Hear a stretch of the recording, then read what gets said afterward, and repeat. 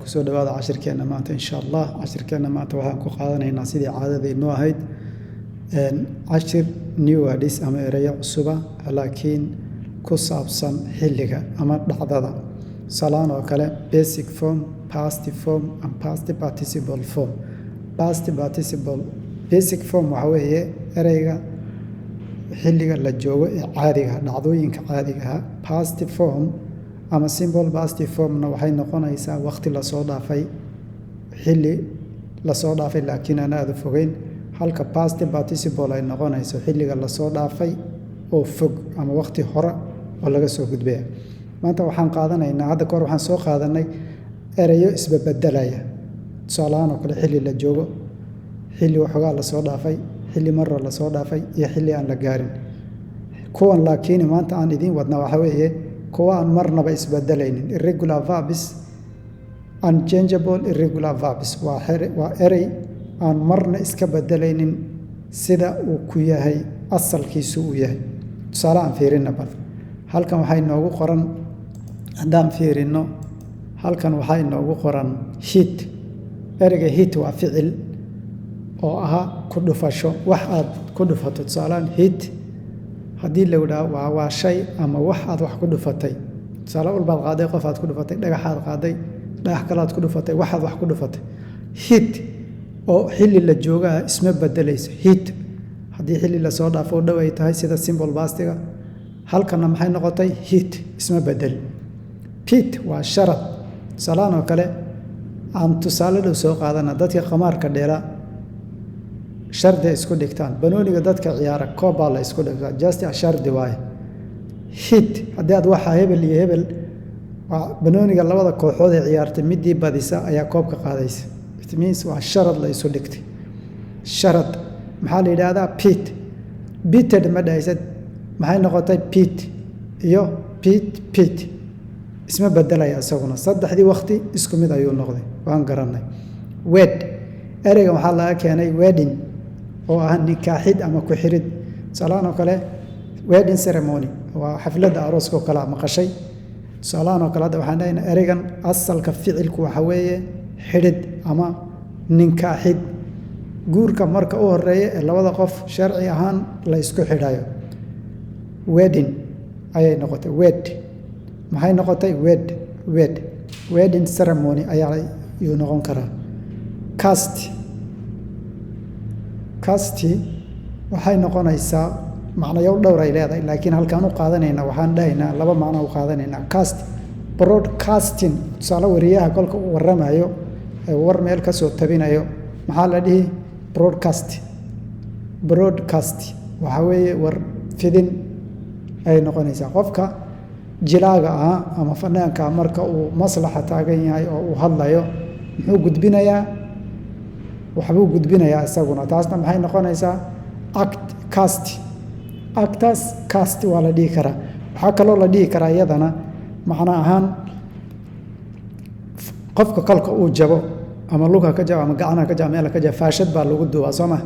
faashadda duubitaanka ee faashadaas lagu duubayo ayaa waxaa la yidhaha casting precasting waa jabitaanka la kabayo kabkaasna waa la dhahaa faashadda loo isticmaalaya cast isma bedelaya isaguna sidii unbuu ahaanuun waa garanay cat waa jarid masaar qaado wax jar sikiin qaado wax jar cat ficil la joogo oo present asalka ereyga kolkii laga tago waxay noqon catin oo ing ay raacayso tusaale aan dhahno catin saasay noqon kartaa laakiin hadda waa asalkii ficilka cat isma bedelayo cat ayuu taagnaanayaa fit la ekaansho waaye kabta markaad soo iibsato ama dhar kuleeg aad soo iibsato waxaa dhihi kartaa its fit me way ila eg tahay ama way igu filan tahay its fit me way igu filan tahay ama way ila eg tahay fit maxay noqotay past kolkay noqotay fit ay noqotay past participle maxay noqotay fit ayaduna isma bedelayso waa garanay hat waa dhaawac cid tusaale waxbaa qofka ku dhacay bir ha ku dhacdo ama nabar ha ku dhaco hat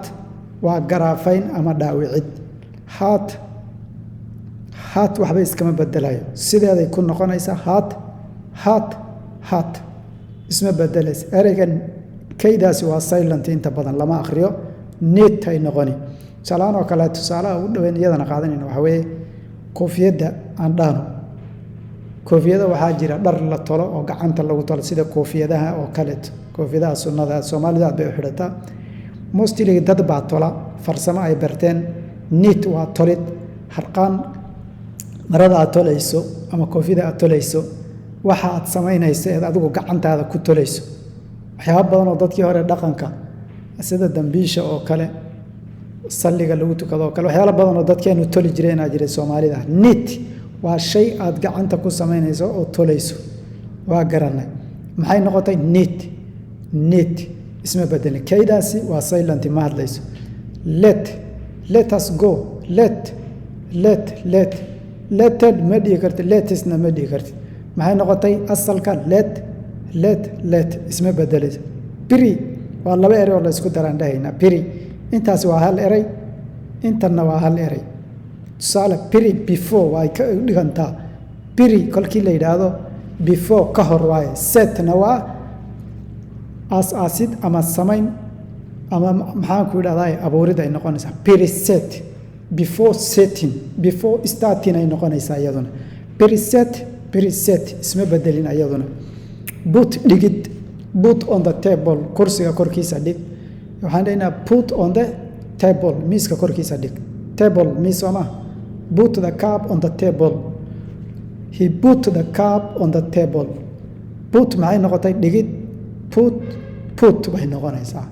ereygan quite dhowr macnuu leeyahay laakiin halka ugu fududeen qaadanayna quite the noise hadii la widaawo jooji bay noqonaysaa joojin quite the noise jooji qayla wax la joojiyay quite ayaan dhahaynaa read waa garanaynaa waa akhrin read isma bedel ereygan read waa isku dhawaaq labadan eray laakiin isku mid ma read bay noqonaysaa midani read ereygan inta badan preposition baa raacay read of ka saarid